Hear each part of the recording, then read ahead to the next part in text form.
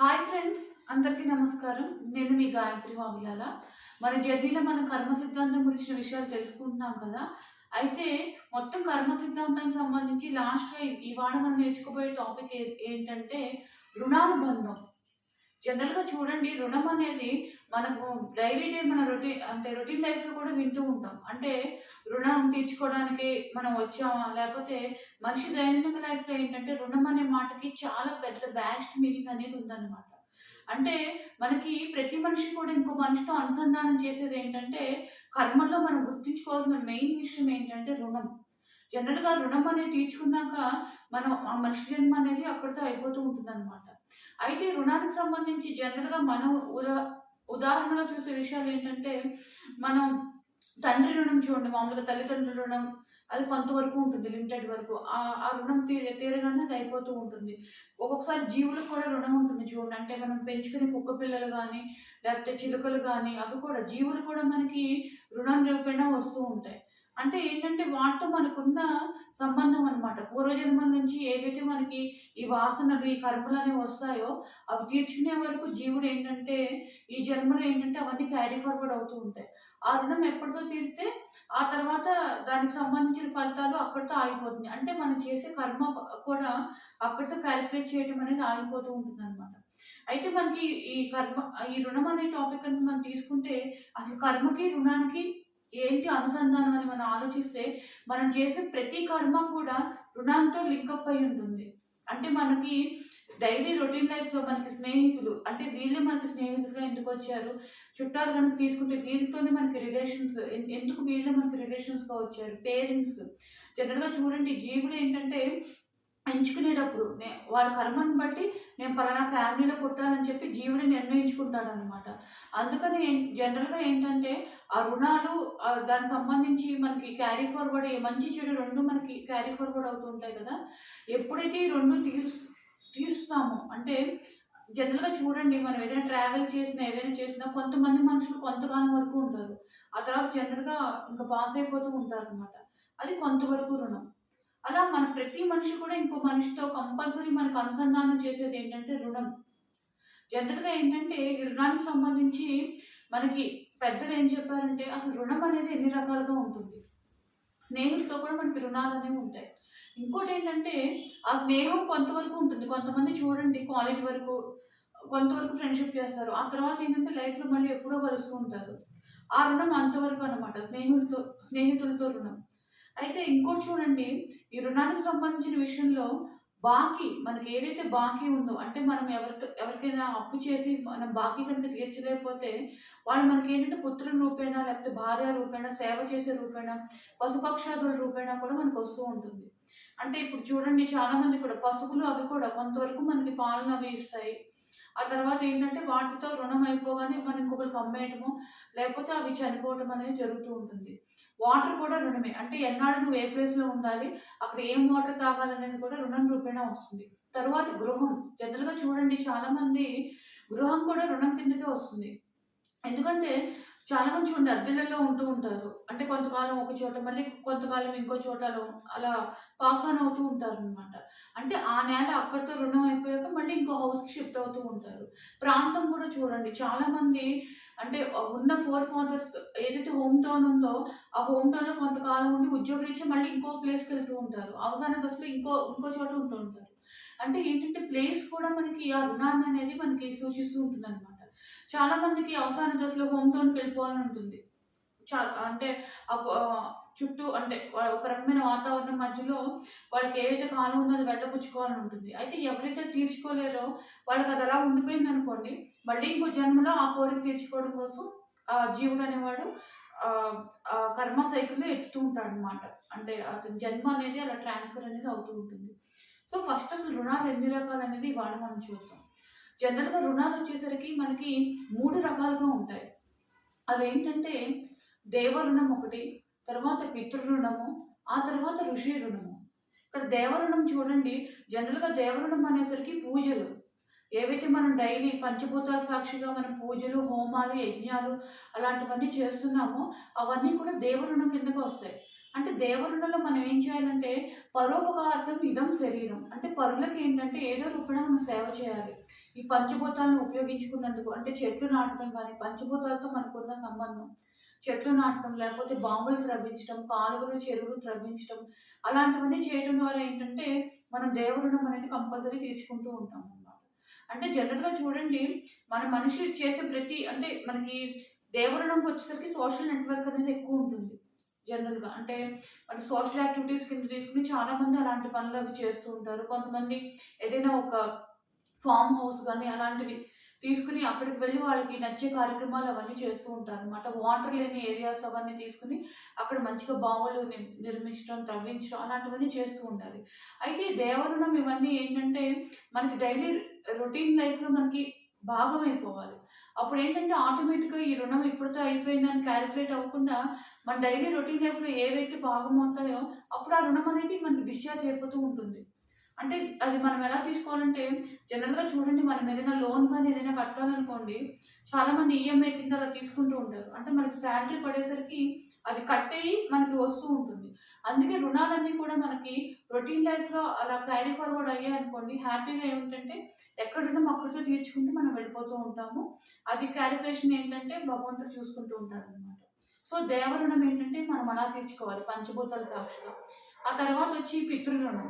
మనకి జన్మనిచ్చిన తల్లిదండ్రులను కంపల్సరీ తీర్చుకోవాలి. అంటే అది పితృ రుణం ఎలా ఉంటుందంటే, మనం పూర్వజన్మలో ఎవరికైనా అప్పుండి గాని, అది తీర్చలేకపోయినా, లేదా మనకెవరైనా అప్పుండి వాళ్ళు మనకి తీర్చడానికి కోసం ఏంటంటే, మనకి పిల్లల కింద పుడుతూ ఉంటారు.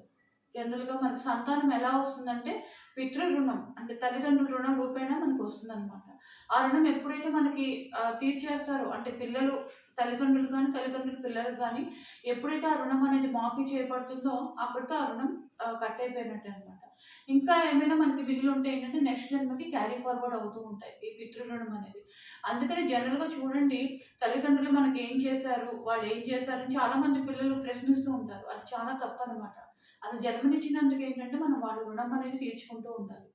ఎవరైతే తల్లిదండ్రులను అవసాన దశలో పట్టించుకోరో వాళ్ళు ఓల్డ్ ఏజ్ హోమ్‌లో ఆహ్, జాయిన్ చేస్తున్నారు కదా! ఈ మధ్య మనం చూస్తున్నాం కదా!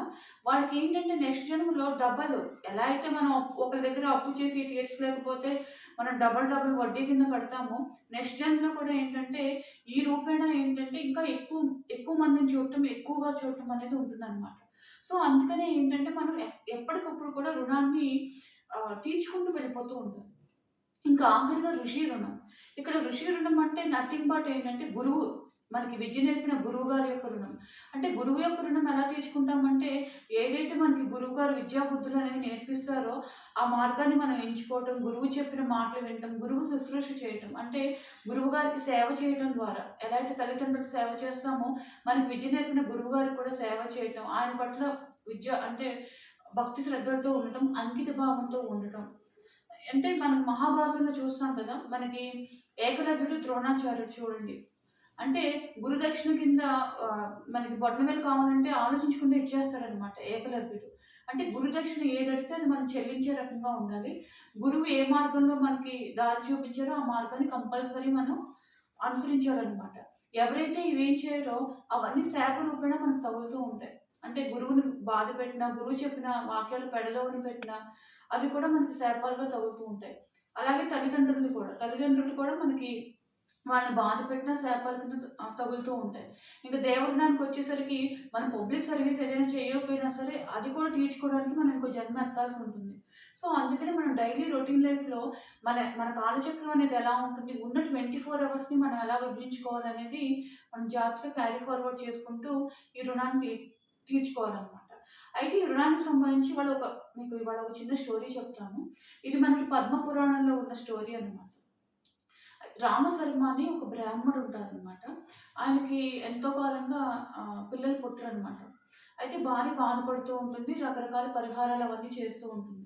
అయితే ఒకరోజు ఆయన ఏమంటారంటే, "ఎందుకు నువ్వు అంతగా పిల్లల గురించి తప్పించిపోతావు? పిల్లలు కూడా మనకి ఒక రకమైన రుణం. ఎప్పుడైతే ఆ రుణం అనేది తీరిపోతుందో వాళ్ళు వెళ్ళిపోతూ ఉంటారు. మళ్ళీ వాళ్ళ పట్ల మనం అనురాగం గాని ఏమైనా పెంచుకుంటే అది చాలా ఇబ్బందిగా మారుతుంది. పిల్లలు లేకపోతే లేకపోయింది మన సంసారం హ్యాపీగా అదే మామూలుగానే వెళ్తుంది కదా! నువ్వు ఎక్కువ కలిసి చెందొద్దని చెప్పి రామ్ చరణ్ గారు భార్యకి చెప్తూ ఉంటారనమాట. అయితే పిల్లల మీద జనరల్‌గా ఉంటుంది కదా! ఎవరికైనా మమకారం. కానీ ఆవిడ పాపం అస్తమాను పరిహారాలు చేసుకుంటూ ఉంటుంది. పిల్లలు కావాలి, కావాలి అని. అయితే ఫస్ట్ ఒక సంతానం కలుగుతుందనమాట. ఈ రామశర్మ గారికి.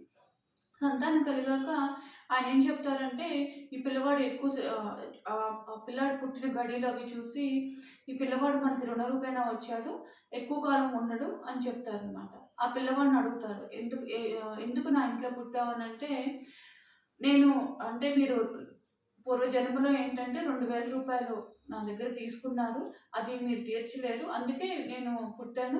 మీరు ఆ రుణం తీరిస్తే నేను వెళ్ళిపోతాను అని చెప్తారనమాట. ఆయన రూ. 2000 వరహాలు చెల్లించేస్తారనమాట. ఆ పిల్లవాడు అక్కడితో అంతర్ధానం అయిపోతారు. ఆవిడ చాలా బాధపడుతుంది. రెండో సంతానం కూడా అలానే పుడతారనమాట. అది కూడా ఈయన తీర్చేస్తారు. ఏ నేను ఎలా బాకీ పడ్డాను అని. ఇంకా మూడో సంతానంకొచ్చేసరికి ఆ పిల్లవాడు ఏం చెప్తాడంటే, "మీరు నా దగ్గర నూనెని కొనుగోలు చేశారు. కానీ ఆ పైకాన్ని మీరు చెల్లించలేదు. అందుకని నేను పైకం అది ఆ బాకీ తీర్చుకోవడం కోసమని నేను పుట్టాను. మీరెప్పుడైతే ఆ బాకీ తీరుస్తారో అప్పుడు నేను వెళ్ళిపోతాను" అంటారు. ఇంక ఈ భార్య బాధపడుతూ ఉంటుంది. ప్రతి పిల్లవాడు ఇలా పుడుతున్నాడు, గిడుతున్నారు. ఈ పిల్లవాడినైనా ఉంచండి అంటే ఆయన ఒక చిన్న గుండిగ నిండా నూనె తీసుకొస్తారనమాట. ఈ నూనె ఎంతకాలం రాస్తామో అంతకాలం వరకు పిల్లవాడు ఉంటాడు. ఆ తర్వాత రుణం తీరగానే వెళ్ళిపోతాడని చెప్పి ఈయన మామూలుగా వెళ్ళిపోతారు. అయితే ఈవిడ రోజు పిల్లవాడికి ఆ నూనె రాస్తూ ఉంటుందనమాట. మధ్యలో ఆ పిల్లవాడికి జబ్బు చేస్తుంది. అంటే అంతుపట్టని రోగం అనేది వస్తుంది. ఇంక బాధపడుతూ ఉంటుంది ఈవిడ. ఇదేంటి ఇంత రోగాలు ఇవి చూడ్డానికా నేను ఈ పిల్లని కన్నదని బాధపడుతూ ఉంటుంది. ఒకరోజు ఆవిడ ఉక్రోషం తట్టుకోలేక ఇలాంటి పిల్లవాడు ఉంటేనేమి గిట్టితేనేమి అంటే చనిపోతే బాగుండు కదా అన్న ఆలోచన కూడా వస్తుంది. అంటే ఆ బాధ చూడలేక. అప్పుడు అడుగుతుందనమాట భర్తని. ఏవండీ ఈ పిల్లవాడి రుణం ఎప్పుడు తీరుతుంది? ఆ నూనె కూడా నిండుకుంది అయిపోవచ్చిందంటే, ఆఖరి వరకు రాస్తూ ఉండు ఆ పిల్లవాడు చనిపోతాడని చెప్తారనమాట. సో లాస్ట్ వరకు రాస్తుందావిడ. ఒకరోజు ఎప్పుడైతే ఆ నూనెకి సంబంధించిన బాకీ అయిపోయిందో, అక్కడితో ఆ పిల్లవాడు చనిపోతాడనమాట. ఇంకా ఆఖరిగా ఏమవుతుందంటే, ఈవిడ బాధ తట్టుకోలేక ఇదేంటి పుట్టిన పిల్లలందరూ ఇలాగే మధ్య మధ్యలో వెళ్ళిపోతూ ఉంటే ఇంక మనకెలాగా? కాదు నాకొక మంచి సంతానాన్ని అది కూడా ఎక్కువ రోజులు మన దగ్గర ఉండే సంతానం కావాలి స్వామి అని అడుగుతుందనమాట. సరే ఇంకా ఆఖరిగా ఒకే ఒక పిల్లవాడిని కన్నాం. ఆ పిల్లవాడి జాతక రీత్యా చూసాక ఎంతకాలం రుణం ఉంటాడనేది చూద్దాము. తర్వాత నీవు కలత చెందకూడదని చెప్పి మళ్ళీ ఒక పిల్లవాడిని కంటారు ఆఖరిగా. అయితే ఆ పిల్లవాడి జాతకం మామూలుగా పరిశీలించి చూస్తే, "నాయన నీవెందుకు పుట్టావు మా కడుపున" అనంటే, "నేను మీకు 20,000 రుణపడ్డాను ఆఖరి జన్మలో. అవి తీర్చుకోవడం కోసం నేను మీకు పుట్టానని" చెప్తారనమాట. సరే అయితే ఆయనేం చెప్తారంటే, "ఈ పిల్లవాడిని జాగ్రత్తగా పెంచు. కానీ ఆ పిల్లవాడి దగ్గర నుంచి నీవు ఏ రుసుము, ఏ పైకము తీసుకోకూడదు" అని చెప్పి ఈ భార్యకి చెప్తారనమాట. సో, అలాగే ఆ పిల్లవాడికి విద్యా బుద్ధులు అవన్నీ నేర్పుతారు. ఒకరోజు ఈయన రామశర్మ గారేంటంటే ఏదో ఒక పని నిమిత్తం వేరే ఊరు వెళ్తారు. అయితే పిల్లవాడికి యుక్త వయసు అనేది వస్తుంది. మొత్తం గుర్రపు స్వారీ అవన్నీ నేర్చుకుంటారు. అయితే ఒకరోజు ఇతను పనికి వెళ్తూ ఉంటాడు. మామూలుగా పైకం తెచ్చుకుంటూ ఉంటాడు. ఒక డబ్బాలో దాస్తూ ఉంటాడనమాట. అయితే వేరే ఊరి నిమిత్తం, వ్యాపార నిమిత్తం వెళ్ళడానికి ఈ గుర్రాన్ని తీసుకొస్తాడనమాట. ఈ గుర్రం ఎక్కుతూ ఆ డబ్బులు తీసుకొని ఎక్కుతూ ఉంటాడు. అయితే ఆ గుర్రం మొరాయిస్తుంది ఆ రోజు. ఈ పట్టుకొని ఎక్కటం అనేది కష్టం అవుతుంది. ఆ గుర్రం ఎక్కడం అనేది. అప్పుడు తల్లిని పిలుస్తాడనమాట. "అమ్మ నేను గుర్రం ఎక్కాక నీవు నాకు ఈ పైకం ఇవ్వు" అని చెప్తాడు. ఆవిడ వేరే జాస్‌లో ఉండి అంటే పిల్లవాడి దగ్గర నుంచి ఏది రుసుము కింద తీసుకోకూడదు కదా! ఏదో జాస్‌లో ఉండి మామూలుగా పట్టుకుంటుంది ఆవిడ. ఏదైతే ఆ రుసుము అనేది ఉందో రూ. 20,000 అది పట్టుకుంటుంది. పట్టుకోగానే ఈ గుర్రం ఎక్కుతూ ఉండగా సడెన్‌గా ఏంటంటే గుర్రము వెనకాల కాలు నుంచి అతని గుండె మీద కొడుతుందనమాట. అంటే అప్పటికప్పుడే చనిపోతాడు ఆ పిల్లవాడు. అప్పుడు ఆవిడ బాధపడుతూ ఉంటుంది. అప్పుడు ఆయన కాశీ నుంచి వస్తారనమాట రామశర్మ గారు. వచ్చి కరెక్ట్‌గా ఆ డబ్బా చూసేసరికి 20,000 నాణాలు ఉంటాయి. అప్పుడు ఆయన చెప్తారనమాట. "నీవు బాధపడవద్దు. ఆ పైకం చెల్లించడానికి అతను రుణరూపేణా వచ్చాడని" చెప్పి చెప్తారనమాట రామశర్మ గారు. ఇది మనకి పద్మ పురాణంలో చెప్పారు. అంటే ఇక్కడ చూడండి ఇక్కడ పితృ రుణం. మనకి ఏదైతే తల్లిదండ్రుల రుణం అని ఉందో అంటే అస్తమానం బాకీ అనే కాదు, ఏదో రూపేణా అనేది మనకి వస్తూ ఉంటుంది. అందుకని వీలైనంత వరకు కూడా తల్లిదండ్రులను గాని, ఇటు గురువుని గాని, ఇటు మనకి ప్రకృతితో ఏవైతే సహాయకంగా ఉన్నాయో పంచభూతాలు గాని, వాటిని విస్మరించకుండా మన రుణాన్ని కంపల్సరీ తీర్చుకుంటూ వెళ్ళాలి. ఈ రుణాన్ని తీర్చుకుంటూ ఏదైతే భగవంతుడు మనకి ఆహ్, అంటే అల్టిమేట్‌గా మనం చేరాల్సింది భగవంతుడినే కాబట్టి, ఏదైతే భగవంతుడు మనకి అల్టిమేట్‌గా ఆయనలో కలుపుకోవడానికి ఏవైతే మార్గాలు నిర్మించారో వాటిని మనం అభ్యాసం చేయాలి. సో ఫ్రెండ్స్, ఇది రుణానికి సంబంధించిన మెయిన్ విషయాలు. ఈ వీడియో మీకు నచ్చితే లైక్ చేయండి, షేర్ చేయండి. మీ కామెంట్స్ ఏమైనా ఉంటే కింద కామెంట్ బాక్స్‌లో రాయండి. నెక్స్ట్ క్లాస్‌లో మనం భగవంతుని చేరే మార్గంలో ఏవైతే అభ్యాసన ప్రక్రియలు ఉన్నాయి, ఏ యోగాలనేవి ఉన్నాయి అనేది మనం నెక్స్ట్ క్లాస్‌లో డిస్కస్ చేద్దాం. నమస్తే.